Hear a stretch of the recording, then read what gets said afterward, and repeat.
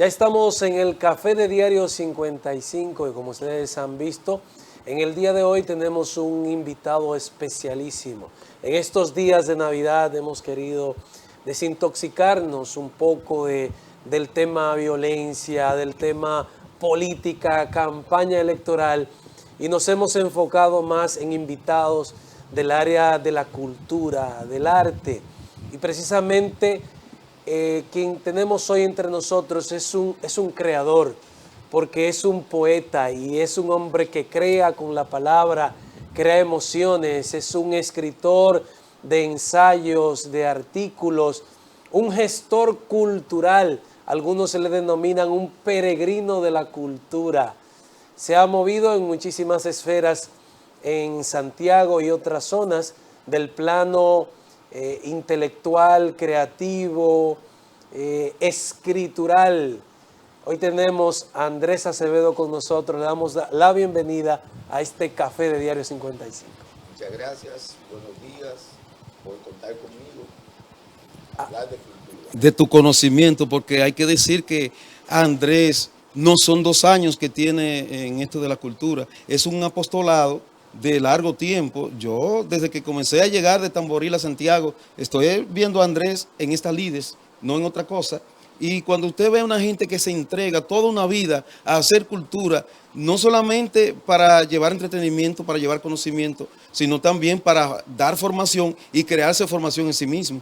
Y son de las cosas, Lenny, que yo siempre he dicho, que conllevan a reducir la delincuencia en la República Dominicana o en cualquier país.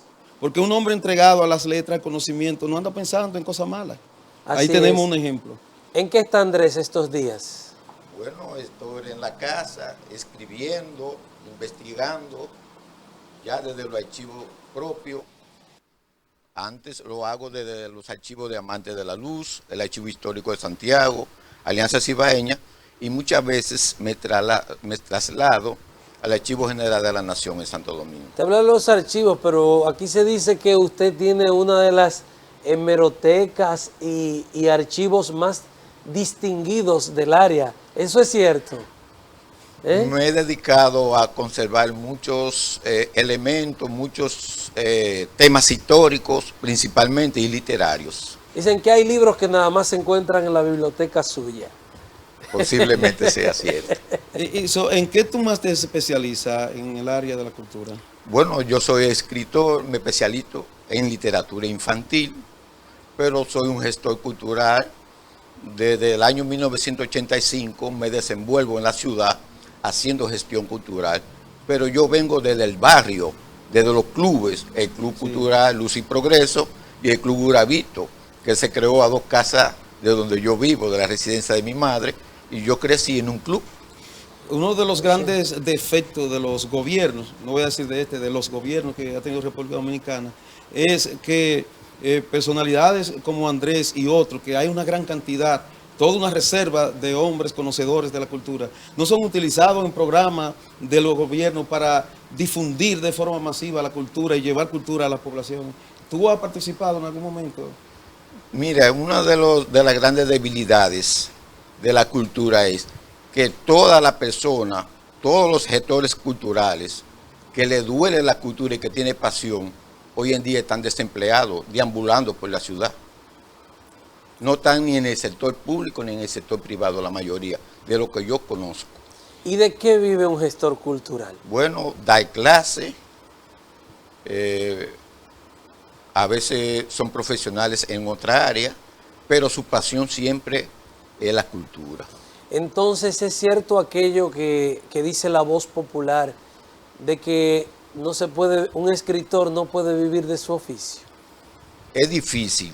Y menos Te digo ahora. que es difícil porque en el año 1986 yo visité la casa de Macho Veló Magiolo, que es, o era, porque ya falleció, el escritor más importante vivo que tenía el país. Exitoso, Y él me dijo, mira, yo de mis primeras publicaciones de Ángeles de Hueso y Materia Prima en los años 60, él todavía tenía ejemplares. O sea, él vivió de la antropología, la investigación, pero de la literatura en realidad no se vive aquí. O sea que la cultura es difícil, Lenny, Tú te imaginas, por ejemplo, un actor, o sea, un Robinson Aybar, uno de los actores más destacados, ahora es el director el del Centro de mejor Cultura. mimo que tiene Sí, el país, del país. declarado por el mejor mimo mundial, como Ya. Marcel Marceau. Claro. Sí, sí, es un discípulo de Marcel Marceau. Pero Exacto.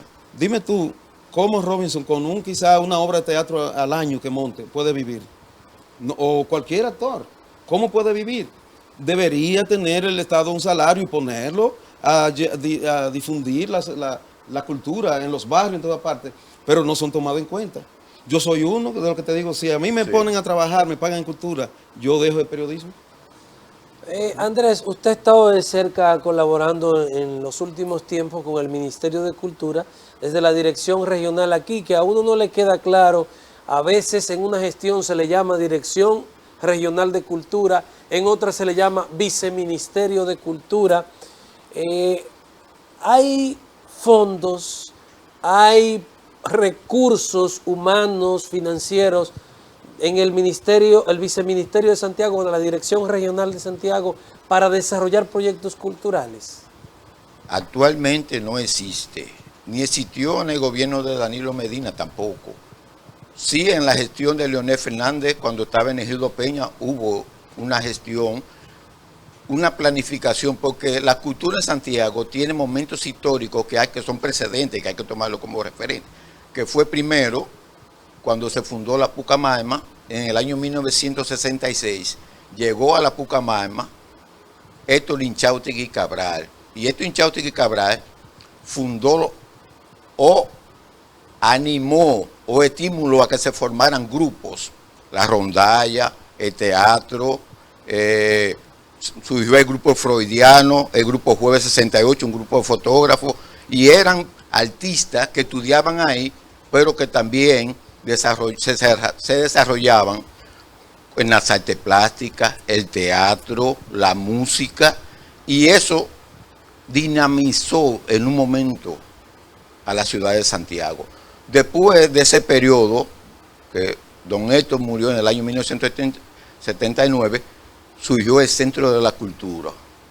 Y ahí pusieron una persona que yo lamenté que muriera sin habérsele reconocido sus aportes, Ana Margarita Luna. Pero ¿qué pasa? Margarita Luna, esos son referentes que hay que sentarse a planificar un proyecto cultural para la ciudad de Santiago. No llegar como un director con proyectos personales. Margarita Luna, cuando llegó ahí, lo primero fue que buscó a 4 personas, se sentó a planificar qué era lo que había que desarrollar para estimular y despertar, porque la cultura existe, lo que hay que estimular y despertarla, enriquecerla, llevándole y diciéndole a los jóvenes que están en los barrios, tú tienes talento para eso, y formarlo para que se desarrolle. Entonces Margarita Luna formó, después de planificar un proyecto, que no era el proyecto para Santiago, sino que fue para la región. Todos los artistas del 79 hasta la década de 90 surgieron del Centro de la Cultura, venían de las provincias, o los que estaban ahí ya formados se iban a la provincia como extensión cultural.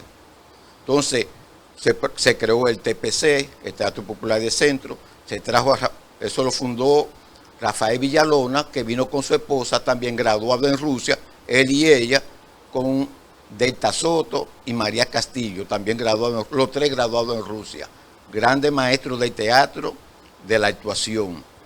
También se trajo a Fradique Lizardo, y el hermano de Michel Camilo, también era el encargado de música. Tenían grupos de planta, ballet folclórico, teatro, teníamos hasta una sinfónica. Nada de eso existe hoy en día. Ni si existe la extensión cultural tampoco desde la provincia. O sea, si hacemos cultura desde la dirección regional o desde el Centro de la Cultura, hacemos para Santiago, nos hemos quedado aquí.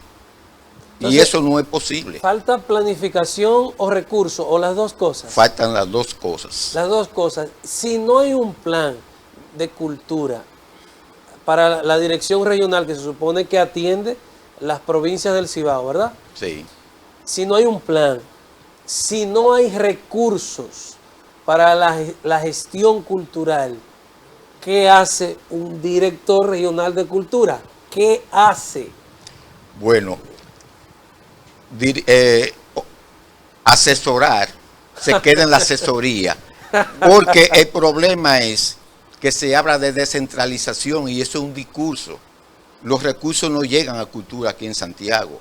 Aquí nosotros estamos para ejecutar las actividades que nos mandan desde allá. O sea, yo quiero que ustedes me convoquen para esto que nosotros queremos llevar allá. O sea, no dejan que uno desarrolle.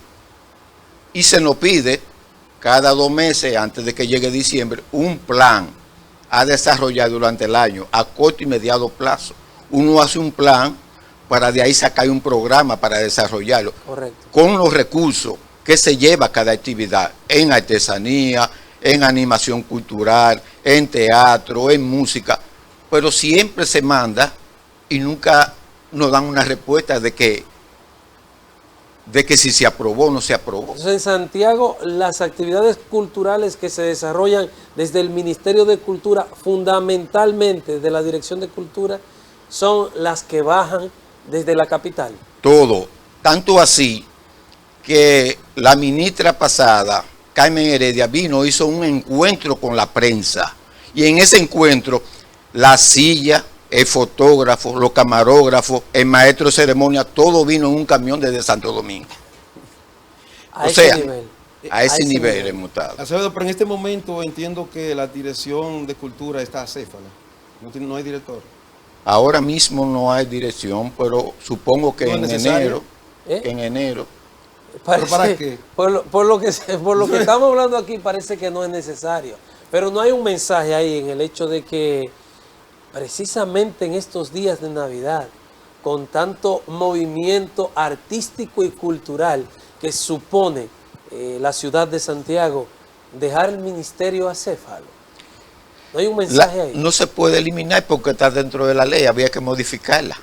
La ley contempla una dirección regional de cultura. Pero el hecho de que en este preciso momento, para diciembre, quizás el mes con más actividades culturales en Santiago, se deja la sede vacante de la dirección regional. Parece que pasa algo delicado ahí. Eso hay que... Bueno, nosotros teníamos un auditor ahí que vino de Santo Domingo. Nosotros no recibimos, en la gestión de Sara en el último año, no recibimos ni presupuesto ni caja chica. Estábamos haciendo actividades que nos llegaban. Por ejemplo, exposición de pintura, puesta en circulación de libros, algunas actividades que nos inventábamos o nos proponíamos, que es la palabra más correcta, hacer. Contábamos con amigos artistas, somos amigos de todos los artistas de Santiago en las diferentes manifestaciones y nos apoyaban. Pero recursos, que yo sepa... ¿Ahí de qué era la auditoría? ¿No era una auditoría administrativa, ahora una auditoría para integral? Todas las instituciones, para todas las Ya. instituciones. Pero lo que se nota, uno puede colegir de que la cultura es la cenicienta de todos los gobiernos, o que no tiene sentido para ellos, o no tiene importancia, porque todas estas actividades culturales que se dan ahora en diciembre, que son del gobierno, debería manejar la cultura, porque los espectáculos que están haciendo, que se hizo aquí, y otras actividades, e incluso que están relacionadas con el Ministerio de Turismo, debería estar correlacionado con cultura, manejada una parte por cultura, en conjunto con el Ministerio, con el Gobierno Central, pero con cultura como eje principal, como eje motor en Santiago. Tiene que haber un lineamiento que va de Santo Domingo hacia dónde se quiere llevar la cultura. Y entonces, a partir de ahí, de un proyecto general, distribuirlo en la provincia. Tú imaginas, Santiago, la segunda ciudad de importancia del país. Tenemos un auge cultural gracias a las instituciones descentralizadas y privadas. Acevedo, por o sea, las instituciones del Estado quieren hacer. Y hay un problema serio que yo lo viví estando dentro recientemente, que es que antes, me acuerdo cuando Enegido era director regional de cultura y todas las instituciones obedecían a lo que se bajaba de la dirección regional. Ahora cada dirección, Bellas Artes obedece a Bellas Artes, No se le puede bajar línea si no la dan del Santo Domingo. El Centro de la Cultura se le baja línea y si Giovanni no la aprueba, Giovanni Cruz, que es el viceministro de Cultura, no se baja línea. O sea, ya nosotros éramos un equipo, ahora el de Gran Teatro tiene su propia dinámica, se no obedece a nadie. Entonces es un problema serio de la cultura aquí en Santiago. O sea que Bellas Artes, el Centro de la Cultura, el Teatro, Gran Teatro del Cibao, el Monumento, todas esas instituciones culturales de Santiago despachan con Santo Domingo y no están cohesionadas en Santiago. Despachan desde cada viceministerio que le corresponde. Es un cuerpo con diferentes órganos y cada uno actúa por sí solo, la mano sola, los ojos caminan solos, pero dirigidos, no, pero así no sirve. ¿Por qué? Sirve. Porque, por ejemplo, cuando yo te pongo, por ejemplo, cuando el ejido tiene su logro y tiene su defecto, pero estamos aquí hablando de los logros. Cuando nosotros necesitábamos un grupo cultural para hacer lo que se llama una dinámica frente al parque, los últimos viernes de cada mes, todos los grupos respondían. Ahora hay que mandarle una carta y esa carta hacérsela llegar al ministro para que él la apruebe a ver si va. Entonces así no funciona, no se encamina una gestión cultural integral en la ciudad de Santiago del Estado. De esa manera. Que debería ser al revés, debe ser desde Santiago que propongan, como tú decías en principio, lo que quieren hacer para que entonces allá lo apoyen. Sí, porque nosotros somos los que conocemos la que conocen la realidad. Claro.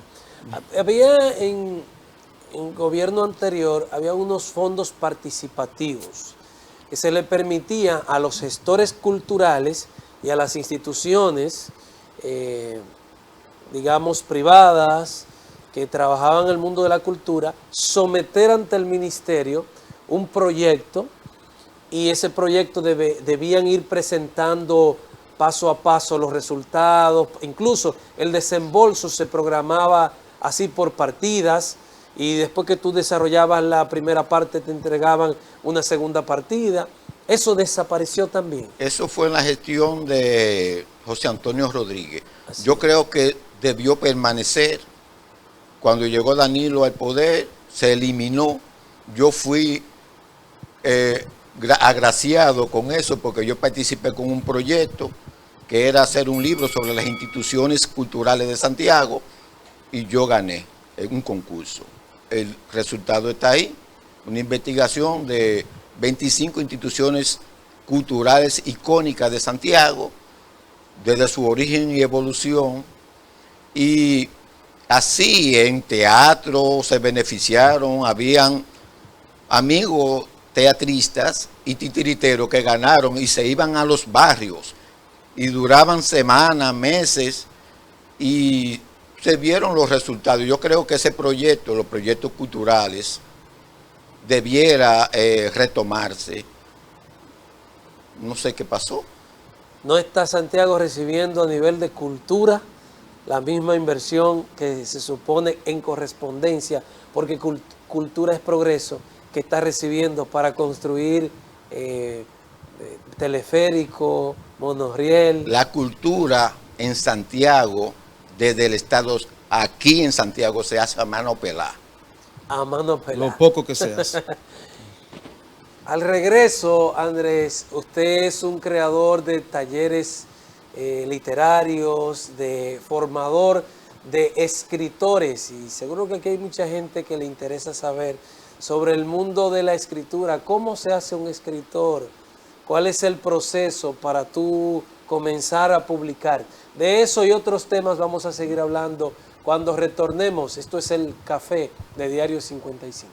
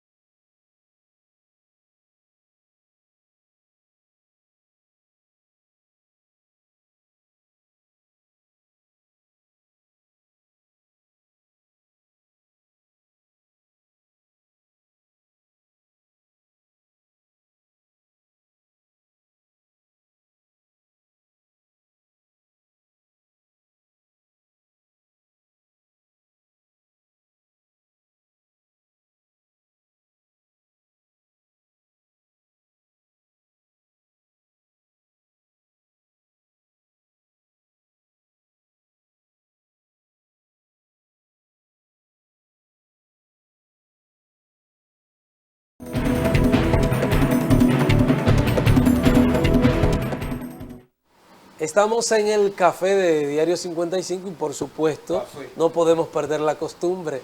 La costumbre, Café Santo Domingo, vamos a brindarle café a Andrés. Este café Gracias. que lo podemos Esa sí es una encontrar. cultura valorable. Sí, es una buena costumbre y cultura, ¿verdad? Lo podemos encontrar gracias a Xiomara Fernández, que siempre está aquí para traernos lo mejor de lo nuestro. Este Café Santo Domingo, usted puede encontrarlo en los distintos establecimientos, en estas 3 versiones de origen: Gran Sierra, Suardí y Perla Roja. Café Santo Domingo. Ojalá ahí el gobierno hiciera como Indubán, de darle un trato a la cultura como se lo da el café. Llevarlo a todas partes. Así es, así es, así es.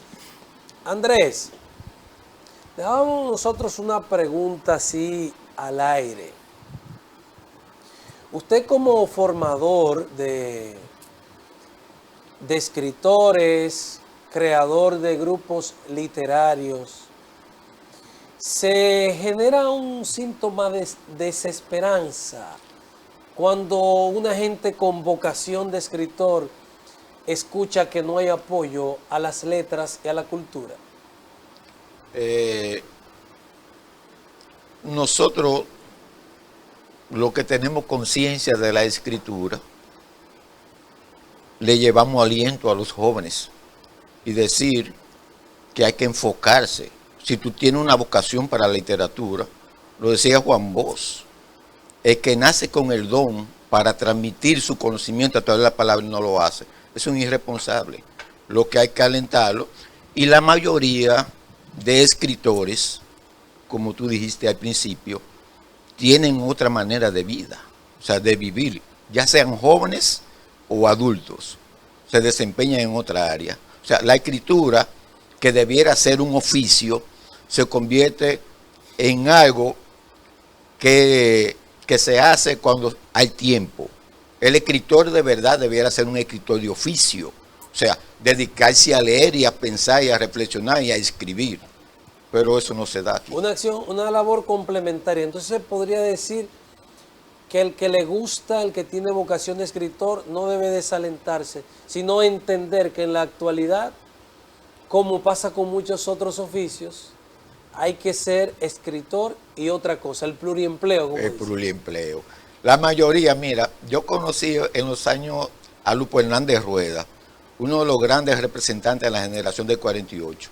Yo trabajaba en el Palacio de Justicia y cuando él venía a litigar como un experto en derecho laboral, un jurista, él me dijo, lo mejor que hay que hacer, el que quiere ser escritor, es ser abogado, porque tú puedes litigar hasta en la mañana y en la tarde tienes tiempo libre para leer y escribir. Andrés, en este momento de una revolución tecnológica, en donde todo, hasta la misma lectura, se está llevando a lo digital, ¿tú no entiendes que en un momento como este, en que el ejemplo para la juventud son aquellos que logran fortuna a través de la música y de una forma u otra y se convierten en líder?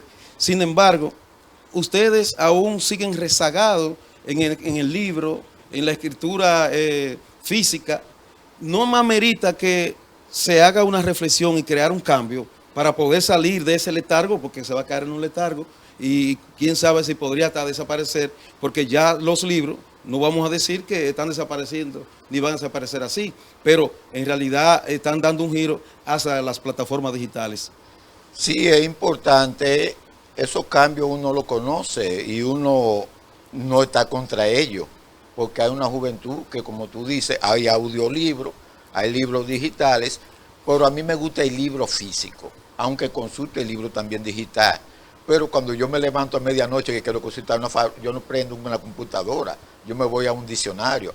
Cuando quiero citar una frase de un libro que la tengo, no lo voy a aprender una computadora para buscar la frase, sino que yo tengo mi libro subrayado con esa frase, o sea, con lectura que he hecho previamente, sé dónde están elementos teóricos que yo puedo citar con base, o sea, un referente. A partir de eso que dice Arturo, Andrés, ¿va a desaparecer el libro impreso? Nunca va a desaparecer. ¿Por qué? Porque con el tiempo, si todos lo llevamos a la era digital, no se sabe qué va a venir en el futuro, si la guerra va a ser tecnológica y todo se borre.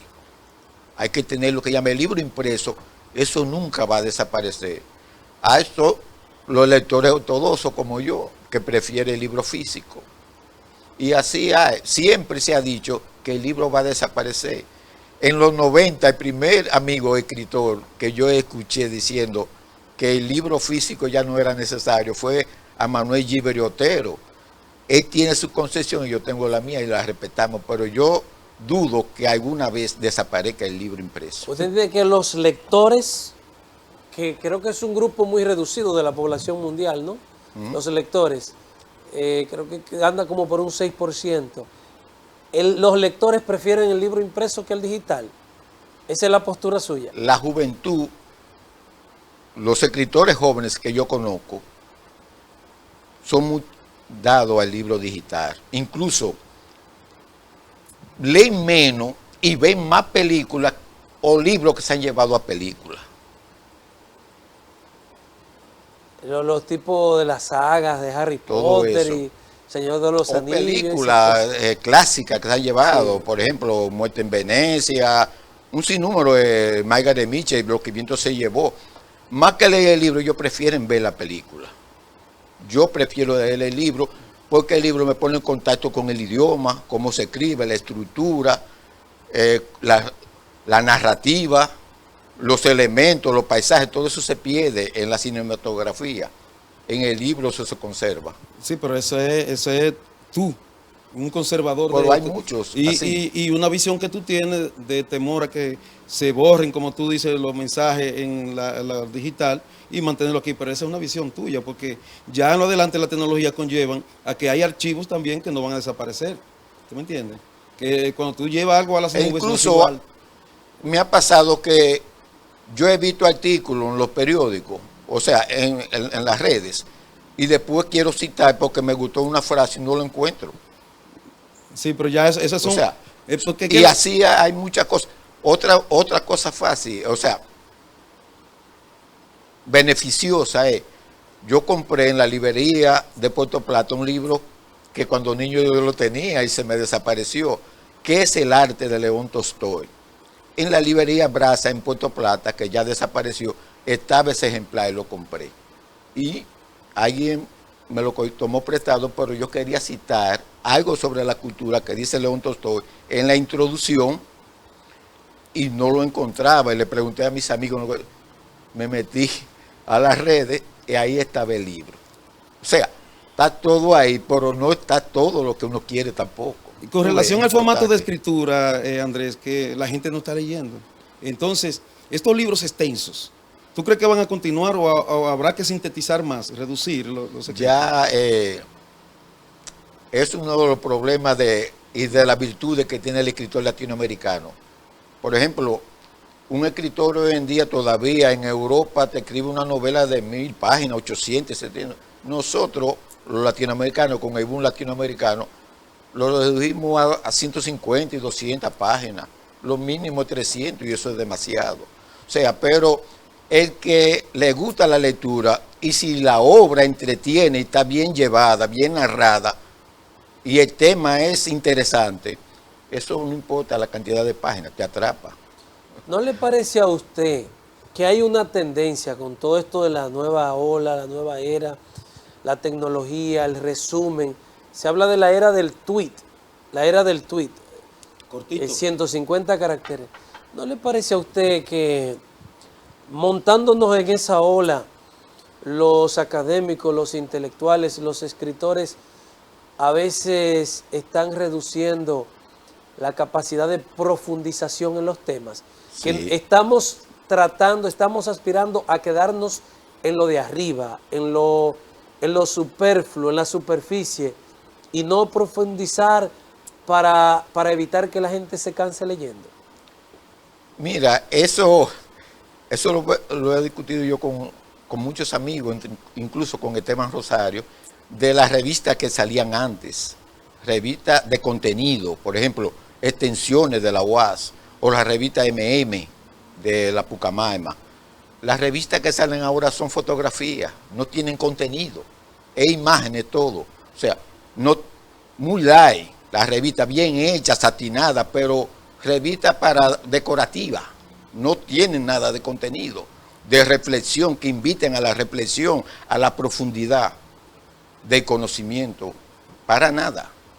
Cuando yo leí 100 años de soledad, 700 páginas la edición más o menos que yo leí, 100 años de soledad, era un libro que yo no lo solté, solamente lo soltaba cuando iba a dormir o cuando tenía clase en el bachillerato, creo, pero después cada vez que encontraba un momento era leyendo esas 700 páginas. Sí.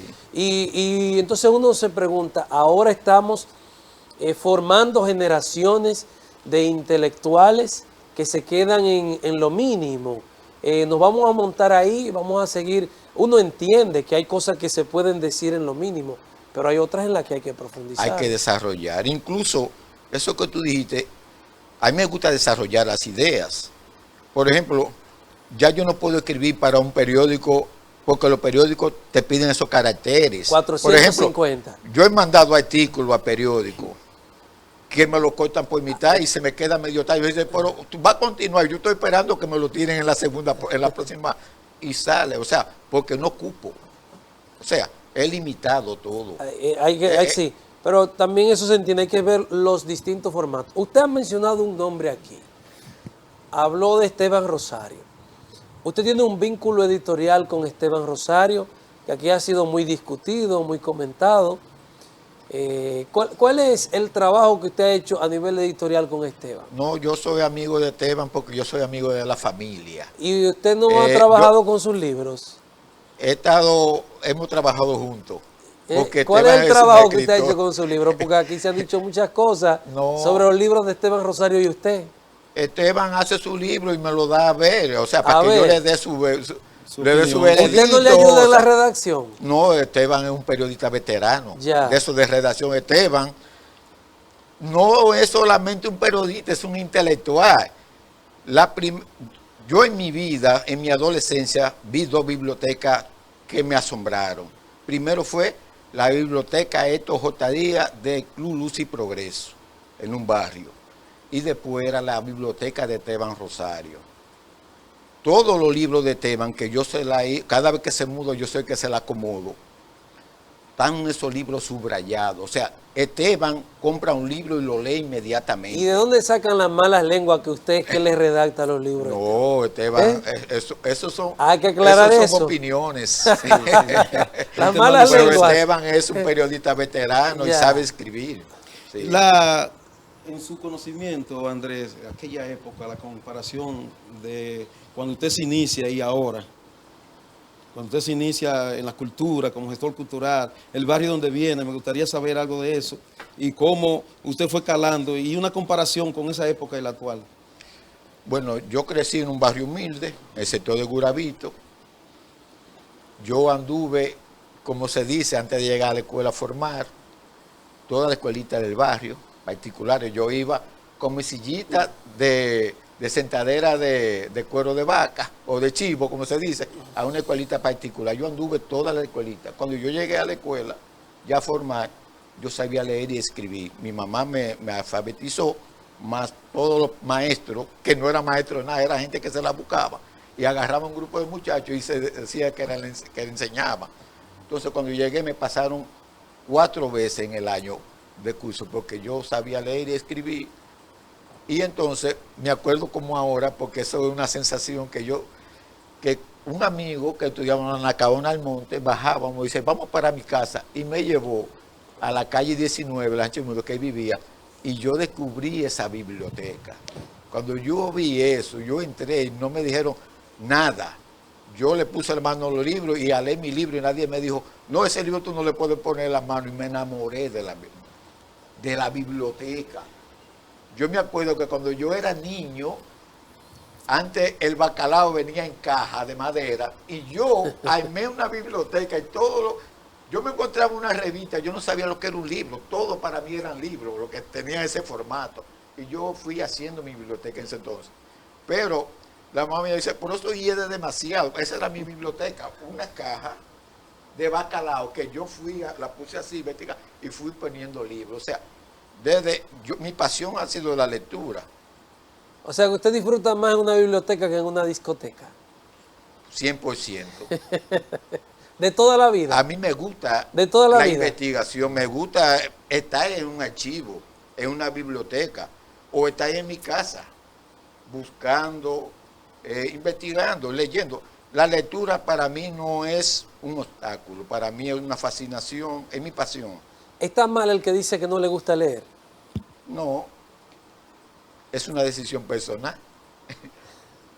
Hay que respetarle. Entonces, Andrés Acevedo investiga para conocer, pero aporta en crear nuevas ideas sobre ciertos tópicos que deben desarrollarse. Hay que crear, porque hay que conocer, por eso hay que leer mucho. Tú no sabes qué tú estás aportando si tú no conoces, o sea, tú tienes que conocer la historia y conocer las tradiciones, y a esa tradición tú aportarle para que se prolongue a eso, o sea, tiene que ser un creativo. Tú no puedes repetirte o hacer lo mismo que hacen los otros. Yo te pregunto, porque casualmente aquí hay historiadores, se le dice historiadores, pero son gente que conocen hechos, se lo embotellan y luego lo dicen. O sea, pero no como historiadores, no aportan, no hacen investigaciones. Entonces, te preguntaba a ti sobre eso, porque hay gente que lee para conocer nada más y no hacen aporte. Bueno, los maestros de historia, hay profesores de historia que son catedráticos, conocen bien la historia, pero lo que le importa a ellos es educar, no desarrollarse como historiadores. Exacto, no publicar. Bueno, ya ustedes han visto una persona muy versada en el mundo de las letras y la producción editorial. Vamos a hablar de lo que falta por hacer en Santiago. Esos planes, esos proyectos concretos que faltan a nivel cultural aquí en Santiago. Después de la pausa vamos a conversar de eso con Andrés Acevedo.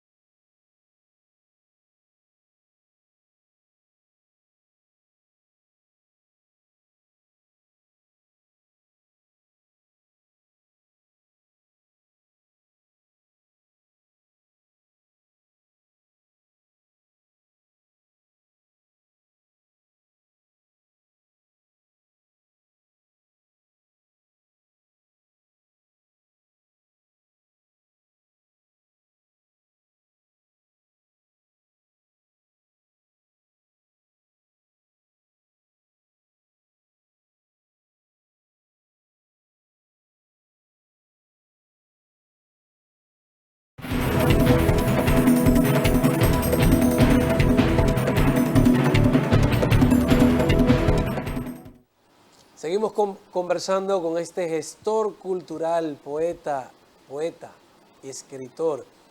¿Por qué poesía para niños, Andrés? ¿Por qué le motiva a enfocar su escritura en los niños? Poesía para niños, ¿por qué? Bueno,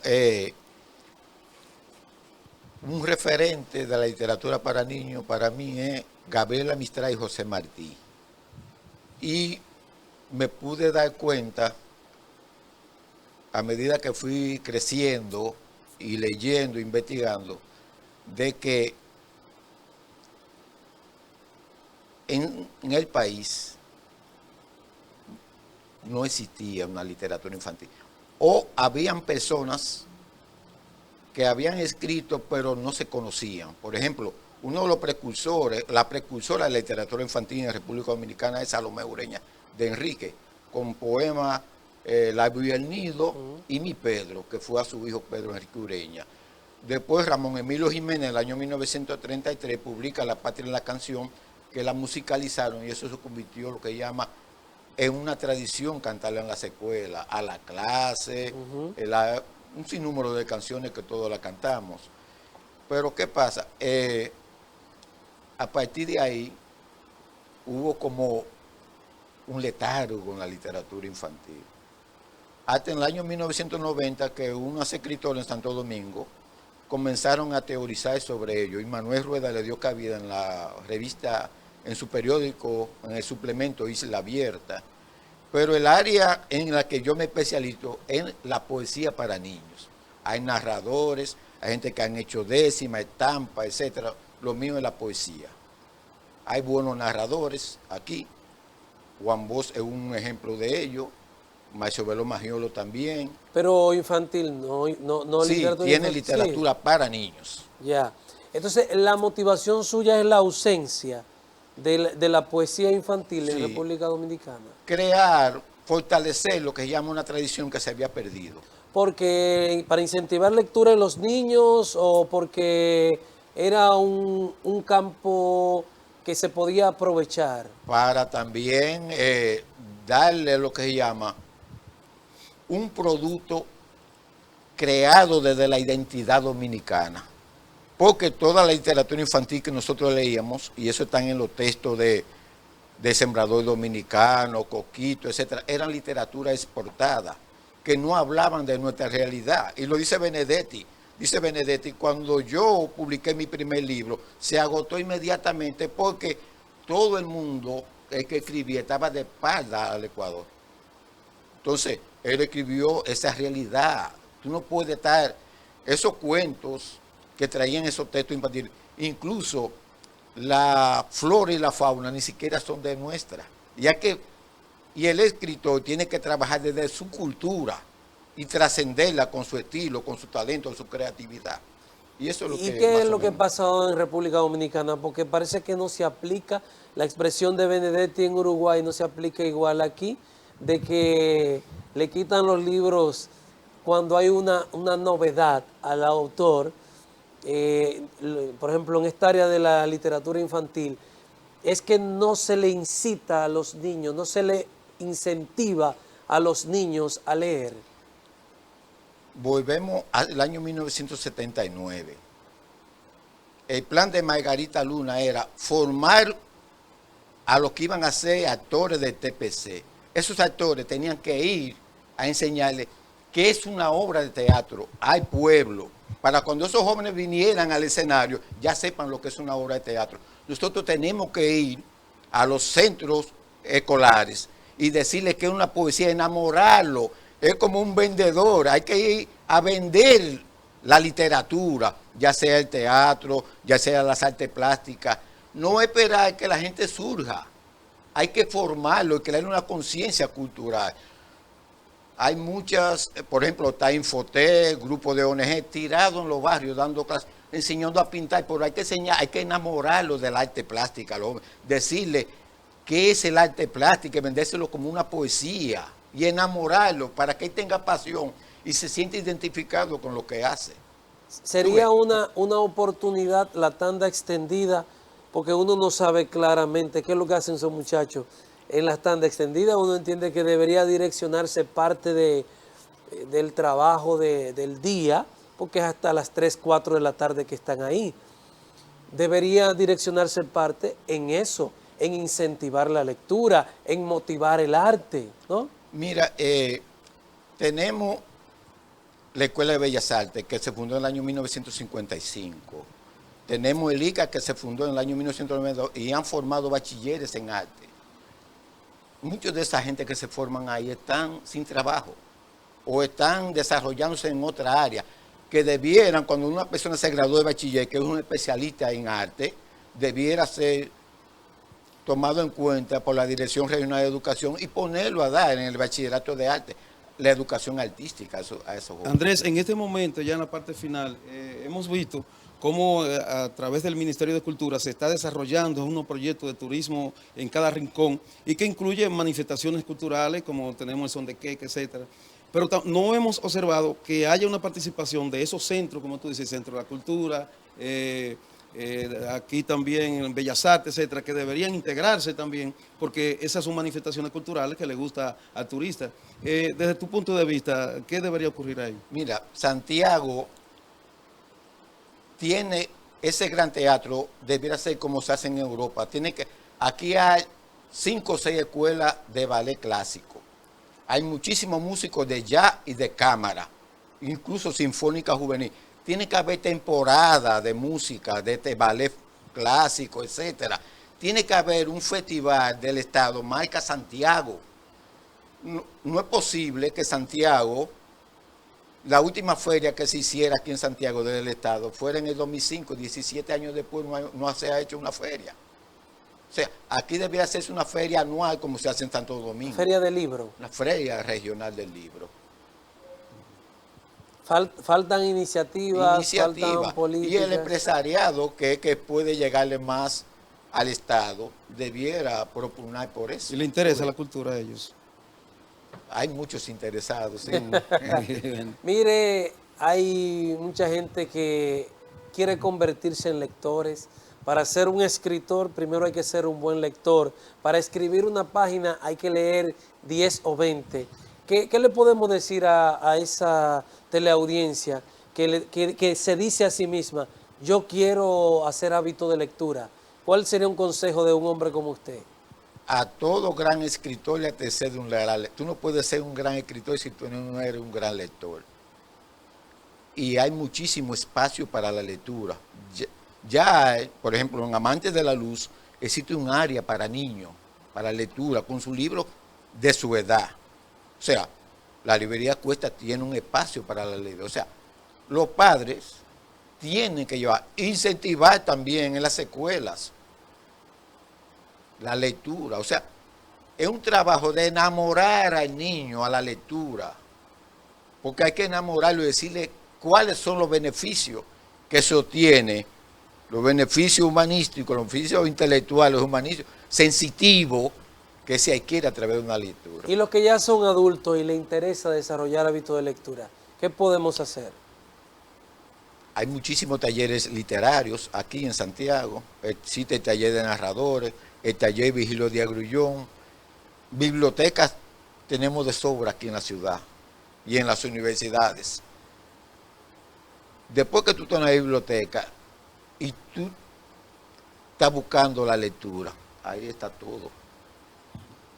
Bueno, hemos llegado a la parte final aquí conversando sobre literatura, escritura, cultura, con este gestor de las letras, de las artes, de aquí, de Santiago, pero cuya producción se conoce mucho, mucho más allá de estas fronteras. Muchísimas gracias, Andrés Acevedo, por aceptar esta invitación que le hemos hecho. En el nombre de nuestro colega y compañero aquí, Arturo Taveras de Adalberto de León, productor general de este espacio, del mío propio, Lenis Tejada Betancur, y de todo el equipo que en la mañana producimos Diario 55 y su café, agradecerles a ustedes este regalo de sintonizar con nosotros. Que Dios les bendiga y mañana después de la misa nos volvemos a encontrar.